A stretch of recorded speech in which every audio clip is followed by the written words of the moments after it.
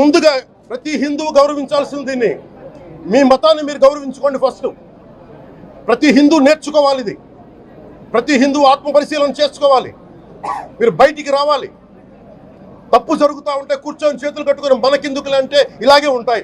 ఇది మారాలి. ఇది అందుకు నేను కూడా దీంట్లో భాగమే. కాబట్టి నిజంగా నాకు ఇన్ని సమస్యలు చెప్పారు ఇన్ని సంవత్సరాలుగా. వైసీపీ మీద పోరాటాలు చేస్తున్నారు. రోడ్లు బాగలేదంటే మాట్లాడాం, రైతుకి సమస్యలు వస్తే మాట్లాడాం, గుడులు అపవిత్రం చేస్తుంటే మాట్లాడాం. కానీ ఏ ఒక్కరు కూడా బలంగా కూర్చొని టీటీడీ ఉద్యోగులు ఎవరైనా సరే ఇలా జరుగుతుంది అని తెలిసి కూడా కామ్కున్నారంటే మీరు మహా అపరాధం చేశారు. ఆ మహా అపరాధానికి నేను కూడా నాకు సంబంధం లేకపోయినా ఈరోజు నేను ప్రాయశ్చిత దీక్ష మొదలుపెట్టాను. ఈరోజు 11 రోజులు స్వామివారికి నేను క్షమాపణలు కోరుకుంటూ దీక్ష తీసుకుంటున్నాను. ఇది మారాలి, భవిష్యత్తు ఇలా ఉండకూడదు అని కోరుకుంటూ సెలవు తీసుకున్నాను. నమో వెంకటేశ్వర.